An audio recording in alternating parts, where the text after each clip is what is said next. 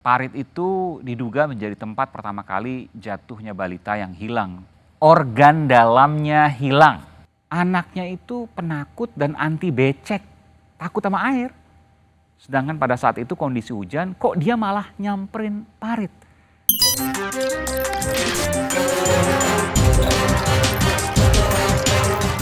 Aiman Wicaksono, eksklusif hanya di podcast Aiman.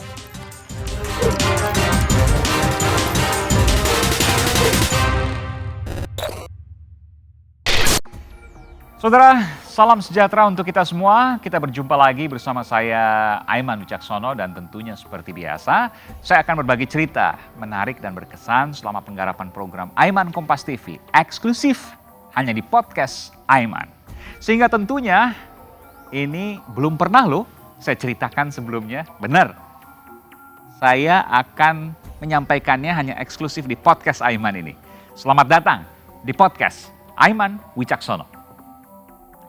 Baiklah saudara, kita awali perjumpaan kita kali ini dengan apa yang menjadi latar belakang. Anda tentu pernah mendengar liputan investigasi terkait dengan episode balita yang ditemukan tanpa kepala setelah menghilang 16 hari. Lalu apa yang menarik dari investigasi itu? Ini ada di Samarinda, Kalimantan Timur. Saya ingin menjelaskan bagaimana tanggapan saya setelah melihat dan menelusuri Parit ya. Saya menelusurinya sekitar mungkin ada 2 kilometer bersama dengan ayah dari balita tersebut.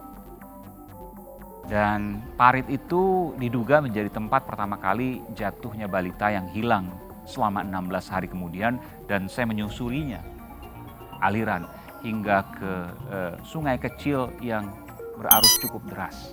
Kemudian muncul pernyataan dari paman korban yang mengatakan bahwa tidak mungkin korban jatuh dari parit tersebut dan hanyut sejauh 4,5 kilometer karena ukuran tubuhnya yang kecil dan juga paritnya kecil. Dan saya memang melihat langsung paritnya ini tidak berarus deras di dekat tempat belajar atau preschool ya, prataman kanak-kanak yang berjarak kurang lebih sekitar 20-30 meter. Kalau ia jatuh pun rasanya kecil kemungkinan untuk kemudian terbawa arus karena memang arusnya kecil sekali yang saya lihat pada waktu itu.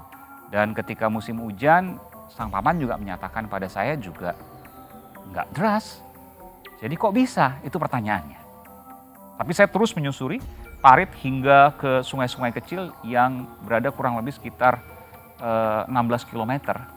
Dari pertama kali ia jatuh, dan 16 km itu berjarak antara ia jatuh sampai ia ditemukan. Nah, ada terdapat kejanggalan saudara, karena kondisi jenazah saat ditemukan, organ dalamnya hilang.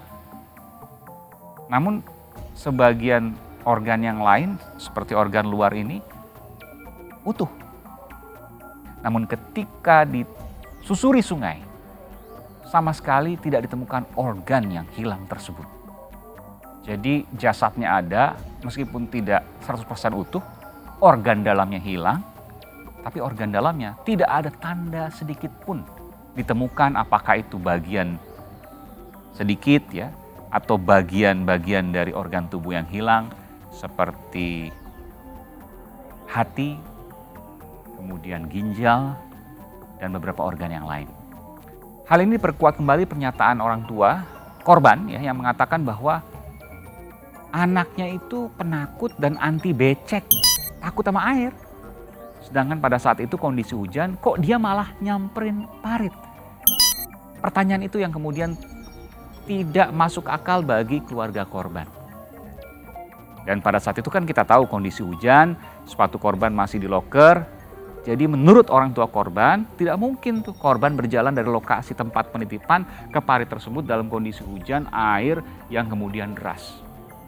Itu menurut dari orang tua kandung korban. Lalu salah satu wali murid tempat penitipan anak melihat bahwa korban dibawa seseorang dengan menggunakan motor. Nah, ini ada informasi yang akhirnya informasi ini direvisi karena dianggap tidak yakin. Mana yang benar entahlah. Tapi itulah fakta-fakta yang kemudian saya dapatkan dari lokasi tempat hilangnya organ balita di Samarinda, Kalimantan Timur. Lantas apakah hal ini menjadi clue alias petunjuk bahwa kasus ini merupakan kasus penjualan organ tubuh, yang dimana yang diambil adalah tubuh anak-anak? Pernah juga ada kasus serupa yang kemudian saya investigasi di Sukabumi, Jawa Barat. Sampai sekarang kasusnya tidak jelas dan polisi yang juga saya wawancarai mengatakan bahwa sejauh pemeriksaan, sejauh penyelidikan bahwa tidak ada indikasi penjualan tersebut. Yang ada adalah kecelakaan di mana anak tersebut datang, kemudian jalan, dan kemudian terjatuh di parit dan akhirnya ditemukan beberapa belas kilometer dalam kondisi yang tadi saya sampaikan tidak utuh kembali. Demikianlah saudara, momen ataupun peristiwa menarik di balik penggarapan program Aiman Kompas TV dan masih misteri yang dapat saya bagikan pada kesempatan kali ini. Kita bongkar misteri-misteri selanjutnya.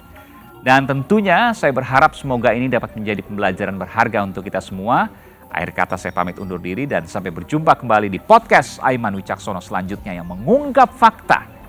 Soal kesimpulan kami serahkan kepada Anda.